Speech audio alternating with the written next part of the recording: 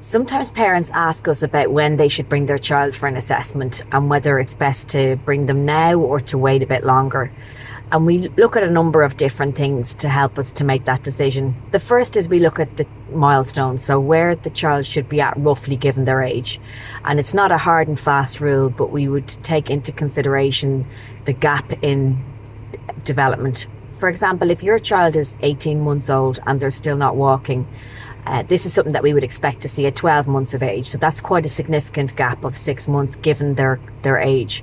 Whereas if a child is 5 years old and they haven't acquired some of their phonological awareness skills to help them to learn to read, it may not be as significant because of the age they are. We also look at whether there's a cluster of symptoms or just one complaint that a parent has. For example, is your child also struggling with their speech or sleeping, eating, other factors? So we look at the child's overall holistic view, not just one particular difficulty. We would look at the intensity of symptoms.